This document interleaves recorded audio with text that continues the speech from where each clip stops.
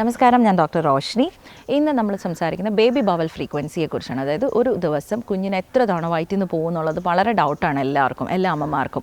അപ്പോൾ നമ്മൾ അതിൻ്റെ ഒരു പ്രധാന റീസൺ എന്ന് പറയുന്നത് കുഞ്ഞ് കഴിക്കുന്ന പ്യുവർലി ബ്രസ്റ്റ് ഫീഡ് ആണോ അതോ ഫോർമുല ഫീഡാണോ എന്നൊക്കെയുള്ളതും അതുപോലെ കുഞ്ഞിൻ്റെ പ്രായം, ഇതൊക്കെയാണ് അതിനെ ഡിപ്പെൻഡ് ചെയ്യുന്നത്. പ്യുവർലി ബ്രസ്റ്റ് ഫീഡ് ആയ കുട്ടികൾക്ക് ഫോർമുല ഫീഡ് ചെയ്യുന്ന കുട്ടികളെക്കാട്ടിലും കൂടുതൽ തവണ വയറ്റിൽ നിന്ന് പോകും. ആദ്യത്തെ ഒരു 1.5 മാസം വരെയും ഒരു 5 ടൈംസ് അല്ലെങ്കിൽ ഒരു 5 to 10 ടൈംസ് വരെ പോകുന്നതും നോർമലായിട്ട് തന്നെയാണ് കൺസിഡർ ചെയ്യുന്നത്. അവിടെ നമ്മൾ നോക്കേണ്ടത് കുഞ്ഞിൻ്റെ ആ സ്റ്റൂളിൻ്റെ ഒരു നേച്ചർ, കൺസിസ്റ്റൻസിയാണ്. അതൊരു സെമി സോളിഡ്, ഒരു ഫ്ലൂയിഡി കൺസിസ്റ്റൻസി ആയിരിക്കും, ഒരു പേസ്റ്റ് ലൈക്ക് കൺസിസ്റ്റൻസി ആയിരിക്കും. അതെല്ലാം വളരെ നോർമൽ തന്നെയാണ്.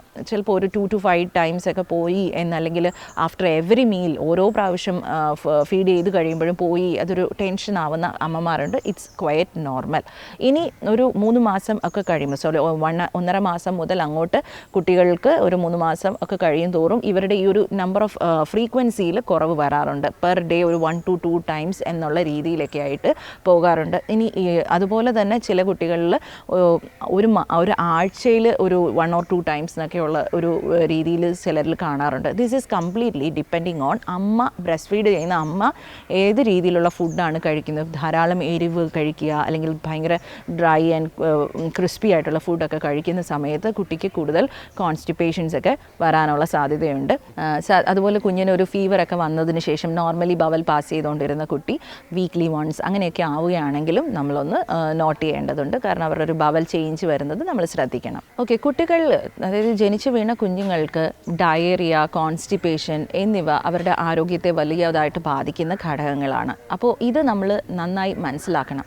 ചില കുട്ടികളിൽ നോർമലി ബ്രസ്റ്റ് ഫീഡ് ചെയ്ത് കഴിഞ്ഞാൽ ഉടനെ മോഷൻ പോകാറുണ്ട്. അത് പോകുന്നത് അപകടമാണോ എന്നൊക്കെ നമുക്ക് സംശയവും തോന്നാറുണ്ട്. എപ്പോഴും ഒരു ആദ്യത്തെ സമയം ഒരു 1 to 10 ടൈംസ് ഒക്കെ ചിലപ്പോൾ അത് വരുന്നത് നോർമലാണ്. പക്ഷേ നമ്മൾ അവിടെ ഡയറി ആണോ കുട്ടിക്കെന്ന് കറക്റ്റായിട്ട് മനസ്സിലാക്കിയിരിക്കണം.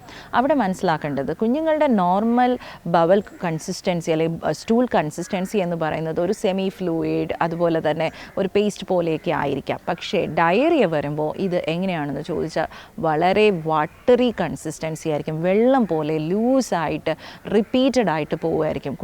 കുട്ടിയിൽ ഡീഹൈഡ്രേഷൻ്റെ നല്ല സിംറ്റംസ് ഉണ്ടാവും.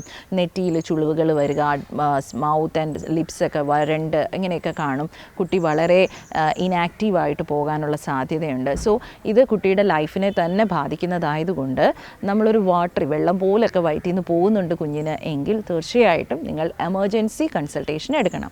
അതുപോലെ തന്നെ കുഞ്ഞുങ്ങൾക്ക് കോൺസ്റ്റിപ്പേഷൻ ഉണ്ടോ എന്നുള്ളതും നമ്മൾ തിരിച്ചറിയേണ്ടതാണ്.